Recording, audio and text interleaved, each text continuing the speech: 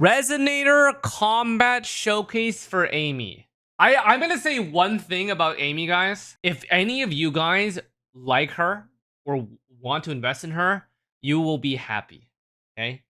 There's a lot of effort put into her kit. She is strong. She can fly.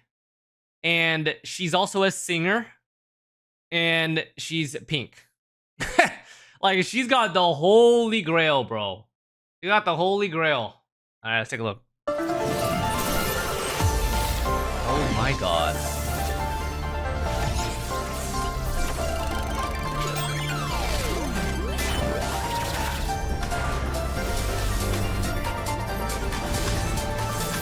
Let's go save the world! Let's go save the world! Okay, this is a combat showcase. Enter the ghost! Ready to launch! So sick. The world is mine to guard! Objective logged. She's also very sparkly. From the sky! Oh wow, Fly okay. high! Truth, reach the cosmos! Starlight over the seas! Scorch through the void!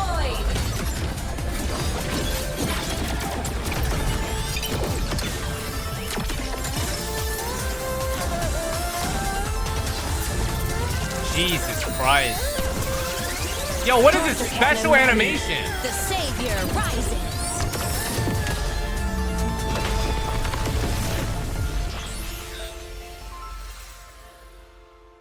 Alright, boys. Oh, okay. Looking respectfully.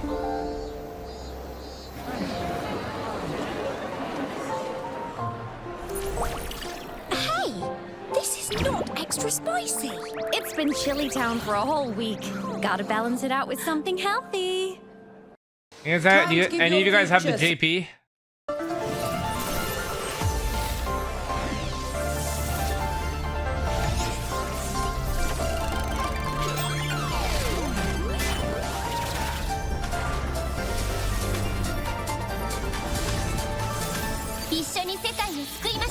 Ah, yeah.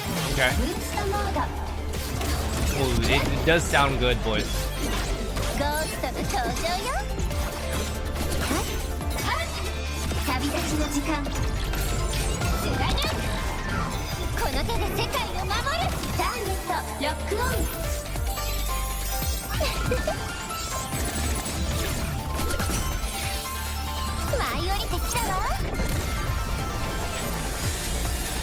Very idol coded.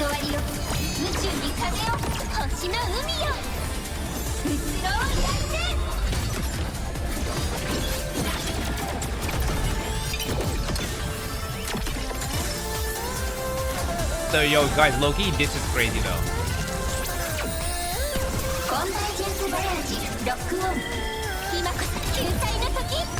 It went crazy on the animations and the glitchiness for her theme.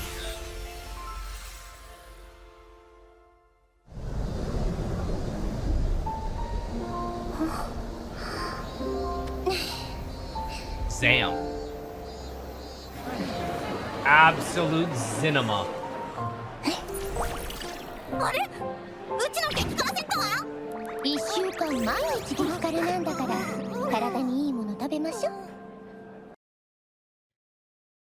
What do you guys think?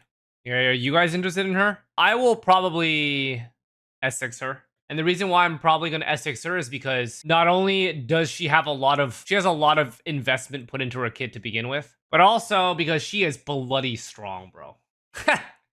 Like as a main DPS, she is kind of insane. And she scales pretty juicily as far as I'm concerned with sequence nodes. Do you guys want a crash course on Aemeath? This character, I'm going to be very honest with you, is very difficult. Oh my god, holy shit. This character is really difficult to crash course in text. Like, when you see it, it may not make a lot more sense, but I don't really know how to explain it in a way in text form that it didn't even fucking make sense. I really don't. Let's skip downwards, unless there's anything in here that like I really need to talk about. Okay, hold on, let me go all the way down. Okay, low key, All of this text is more overwhelming than anything, but I do know that they basically already just describe everything here, so I'm just gonna go through it on Twitch, okay? Let's go through it. Fusion, sword. She's a main DPS. She deals liberation damage, okay? She is a Tune Rupture and a Fusion Burst type character. Fusion Burst is a negative status, so Chisa, yay. Tune Rupture is Lene and Mornye, yay.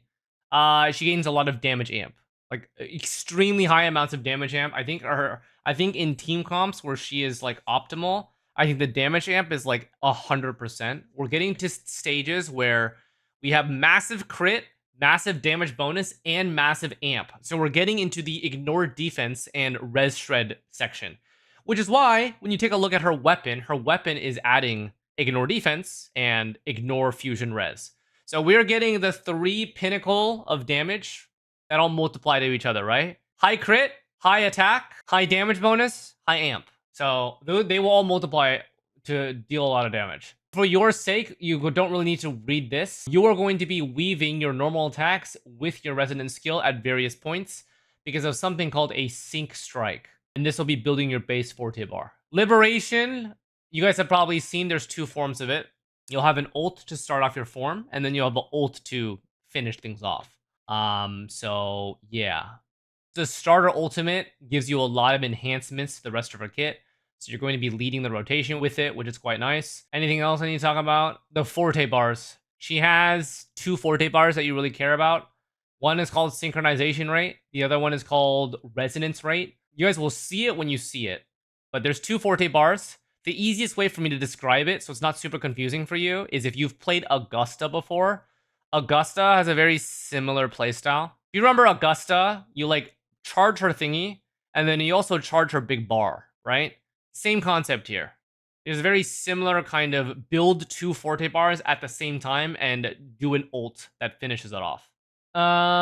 Intro just gives you some forte bar. Outro gives all damage amp. So this type of outro is very similar to a shorekeeper / mornye kind of outro, but now she has it. So we're getting to lots of damage amp for the whole team. But yeah, that's it. That's for the most part it. Combo-based character, gonna be weaving your normal attacks and your skill. I'm trying to make the guide as easy to understand as possible, while also giving you the important shit. The important shit that I'm leaving out that you guys will need to see is she's dealing Fusion Burst or Tune Rupture. She has 2 modes. So 2 modes, but doesn't change the way that she plays. And she gets a lot of internal buffs from it. She gets increased crit damage, increased amp. Her Tune Rupture gets stronger. Her Fusion Burst gets stronger. She has different team comps depending on which mode you go. Like all of that, I will summarize in my guide. I just don't want to be super confusing in this because at the end of the day, it's a crash course, right? Yeah. So apart from healing, she does everything. She's a main DPS. In Wuthering Waves, character design is very structured. You have your support. That's Shorekeeper or Mornye. They are dedicated supports. They have very short on-field time. You instantly proc their liberation whenever you're ready to set up, and that's it. Then you have the sub DPS. The sub DPS is the middle ground. They do half or like less than half of the amount of damage of the main DPS, but they have very strong, focused buffs for the next person that you swap into. It's always going to be this type of trifecta, right? When it comes to characters. And then the only type of team comp that breaks that archetype are quick swap. So you have like Brant, Changli, Lupa, which you don't have a dedicated support there, but that's because there's a lot of fast rotations inside of it. So, yeah. Campana! Thank you. No worries, man. That's my job. That is my job. So that's my crash course on her. We'll probably combine this with the other stuff. Chill, thank you for the 31 in Prime. So yeah, if you guys want specific details, refer to my full guide. It's gonna be as easy to understand as possible. I've broken it down in a way that like if you just want to see how she plays, you can just see how she plays. She has the longest Forte description in the game. Her text is longer than Kart's text. But it's okay. You don't need to worry about that. You know why? You know why her Forte description is that fucking long? Because they need to describe everything twice. because she has 2 modes. So they describe one thing for Fusion Burst, and then they have to copy it over and describe that for Toon Rupture. Functionally for you, you don't care, because she plays the exact same way. But they have to describe it twice because the multipliers are slightly different for each one to balance it out, because one is meant for a certain... That's just why there's so much fucking text for it. And her forte is like doubly complicated because she has 2 fortes and stuff, so yeah. But overall, don't worry about it too much. She is a cool character. Now the question is for you guys, should you pull for her? All I'm gonna say is that she is strong. Okay? All I'm gonna say is that she is strong, and she's designed to be that way. If you operate on Toon Break, she is even stronger.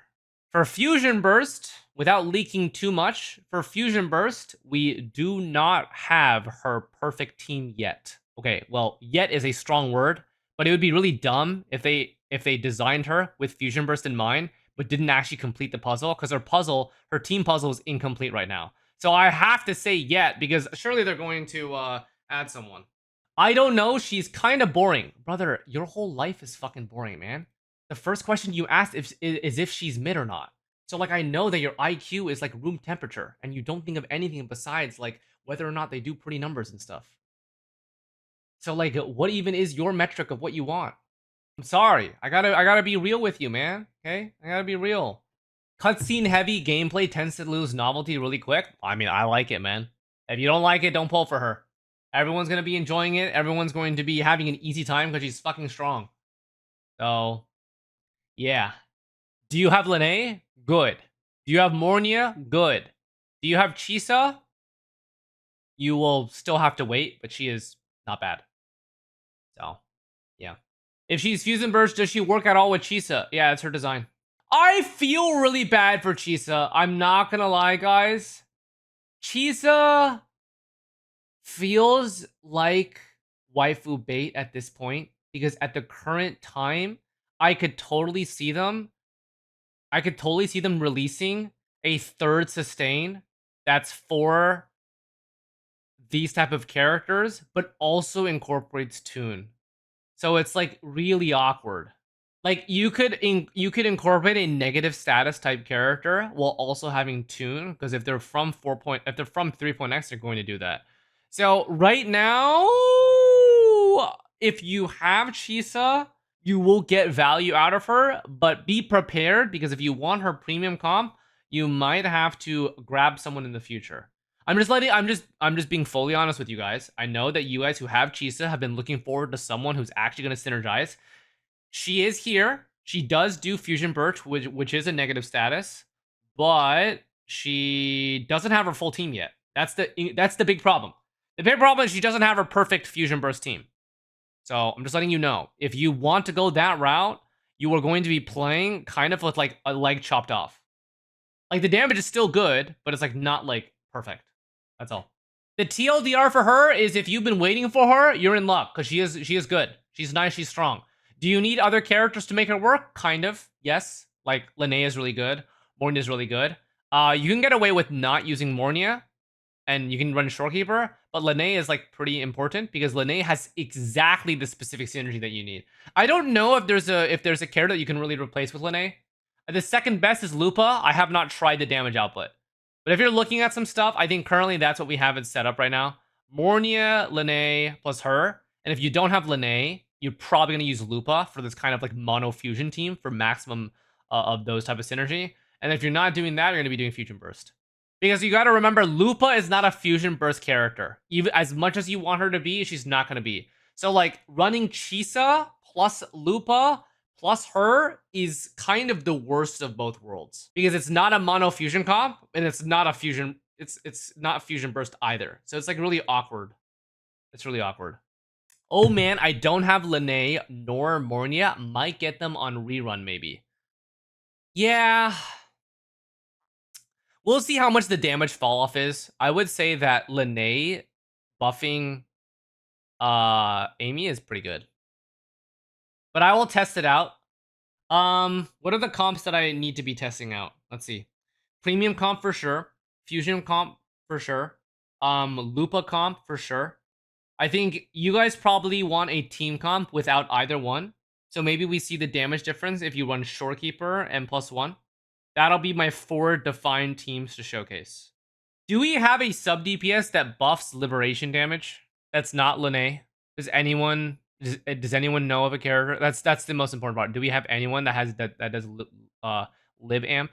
I don't know if anyone does. If they do, they probably have a really cooked ass kit right now. So Chong-Li is fusion plus lib amp, I think. Oh, you. Ooh. Guys, I'm gonna be honest. I don't know about Chong-Li. I don't know about Chong-Li. That one feels a little cooked. Chong-Li is kind of designed too heavily as a main DPS. It might be cooked. It's the short outer duration. Oh, if it's not that long, you might be cooked. Aemeath's rotation is not short. Aemeath's rotation is at least 12 seconds long, from as far as I can remember. And you can't really speed it up. Because, like, she needs to generate her shit. And she also has animations. That being said, though, the animations are, like, not as bad as you think they are. They're just old animations. It's, like, fine. Everything else is just fine. Shorekeeper plus Chisa, I don't think that's a good comp to demonstrate. If I'm gonna be perfectly honest, like, if doubling up on those type of characters feels like an ultra grief, right? Because here's the problem with that type of comp. You can't do either Fusion Burst or Toon Break with that. So, yeah. If you run Chisa, you kind of have to run a sub DPS, or your damage fall off is too good, too great. Also, I just want to let you guys know that running Shorekeeper with her is also a grief, unfortunately, because she does not have crit issue problems. A lot of characters in 2.x were designed around the fact that they needed Shorekeeper's crit to have a functional build, but her build is pretty self-sustained, and you should hit cap crit without Shorekeeper. So adding her doesn't really benefit. It kind of like weakens your pieces a little bit. Any viable 4-star teammates? Kluji. Brother, this is not Hoyo games. I don't know, like, I don't know what universe we're living in, but like this cope that we need viable 4-star teammates is like just it's a mute argument. It's a moot argument. Yeah, it's like I don't know. Like at that point it's genuinely just rage bait. It's not that I don't want you to have 4-star teammates, but it's definitely not the direction that wuwa goes into. Especially considering that weapon is guaranteed. Like, if you think about the way that wuwa's gadget system is designed, you never have to struggle for weapons, right? Other games, you have to go through a double gadget system, which feels like shit when you lose it.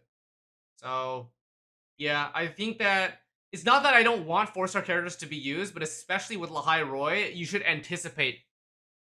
You should anticipate not. So, chat, I'm not trying to sugarcoat it. Like, I know some of you guys are really wanting to use 4-star units, but like the reality is that's not how the game is really designed. Anyways, that's a lot longer than I really wanted to talk about her, but I hope that gives you guys a good metric. I use bullying from time to time. Bullying is a sustain, so she's fine. I'm talking about sub DPS. It's just, you know, guys, here's the reality of like gacha games long term. The longer you play a gacha game, the more that characters are going to become specialized to their own specific 5-star team. And like, if you don't like that kind of system, either you find one that successfully doesn't do that, or you constantly rotate between like very young gachas, like less than 2 years.